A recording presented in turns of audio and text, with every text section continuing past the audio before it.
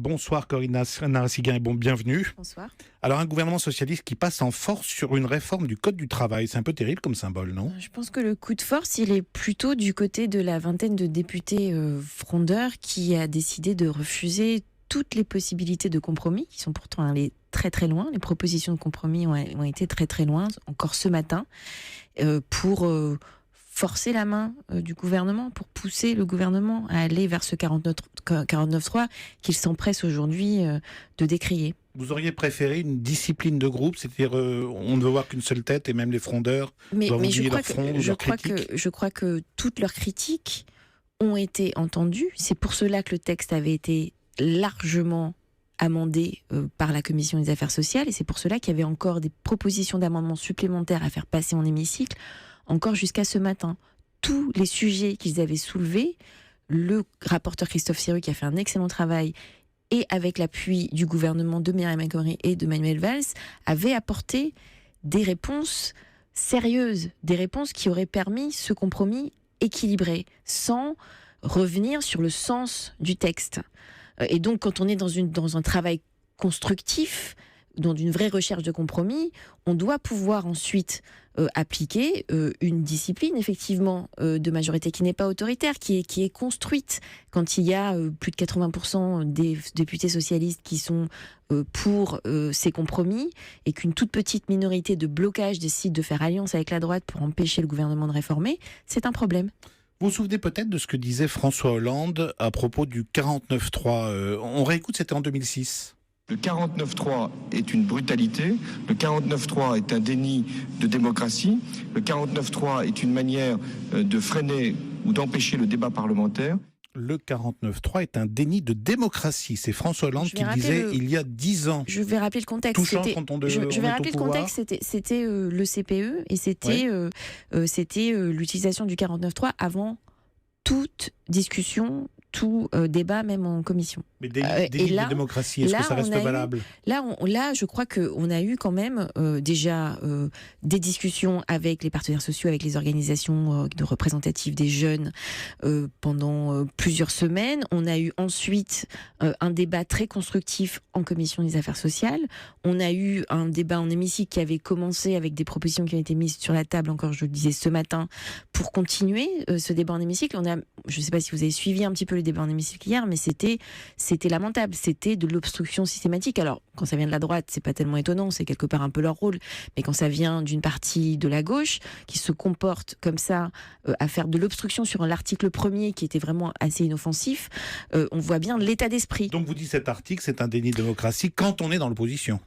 Non, je crois que c'est un article. Il faut savoir dans quel contexte on l'utilise et comprendre pourquoi on l'utilise. Et aujourd'hui, par rapport à la démocratie, ça n'est pas une petite minorité qui essaie d'imposer sa volonté absolue à une majorité de députés de gauche qui soutiennent ce gouvernement. Ça n'est pas la démocratie. Et donc aujourd'hui, il y a une large majorité du groupe socialiste qui soutenait ce texte. Et vous verrez que... Il n'y a plus de majorité à l'Assemblée pour voter ce texte.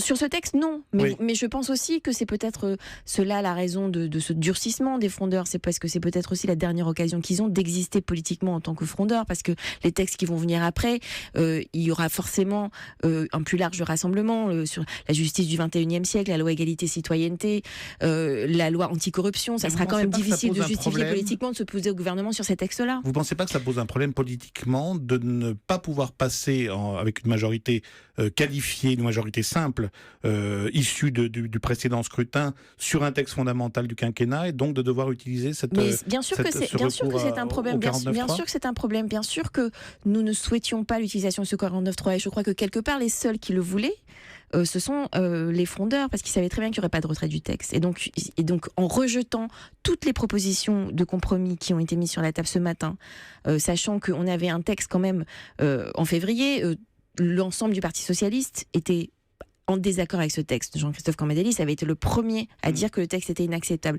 Christophe Siru, qui par la suite a accepté d'être rapporteur, lui aussi était contre ce texte. Il a accepté de l'être parce que le texte avait évolué en mars quand il a été déposé en Conseil des ministres dans le bon sens et qu'il y avait une attitude de co-construction du gouvernement pour aller vers un bon texte, un texte d'équilibre, de progrès social. Corinne Narassiguin, quand vous regardez les oppositions à droite et à gauche à l'Assemblée sur ce texte et les oppositions dans la rue qui s'expriment ce soir même devant l'Assemblée avec notamment des militants de Nuit debout, l'opposition dans l'opinion avec une majorité de Français qui dit rejeter ce texte, vous vous dites pas il y a un problème ?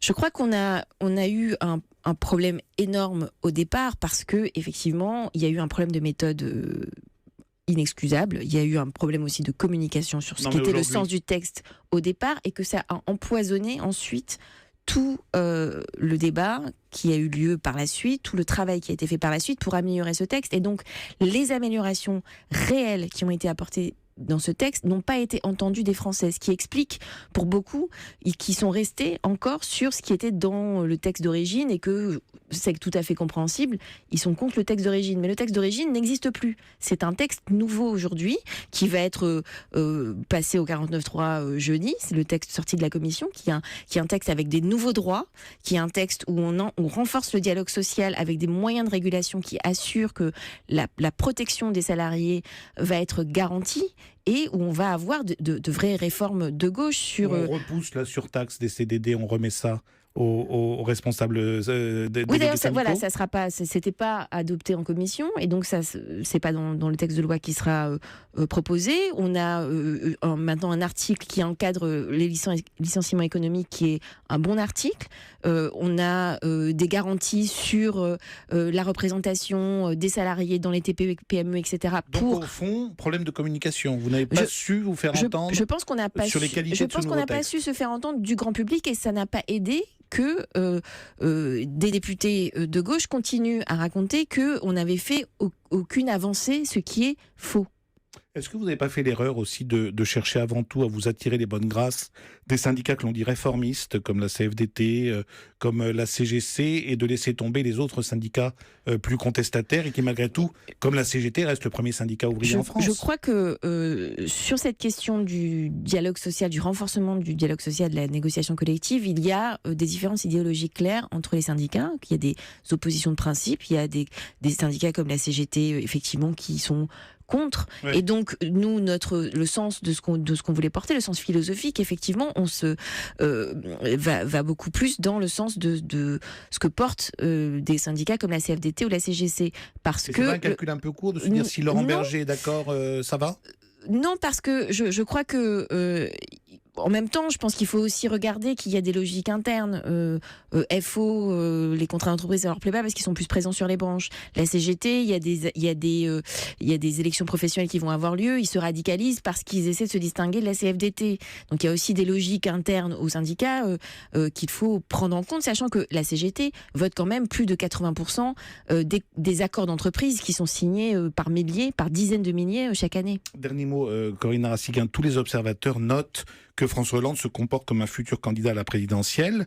On sait qu'il va annoncer sa décision sans doute à la fin de l'année. Est-ce que vous comprendriez qu'il soit candidat, même si le chômage continue à augmenter ? C'est lui qui a posé cette condition-là.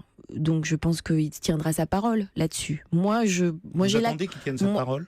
Oui, bien sûr, parce que je pense que c'est important pour la crédibilité du monde politique. On en a besoin aujourd'hui, mais moi, je n'ai pas de doute sur le fait que les bonnes nouvelles économiques vont continuer à arriver. Merci beaucoup, Corinne Narassiguin, nouvelle porte-parole du PS, et très sollicitée ces temps-ci. Merci d'être venue.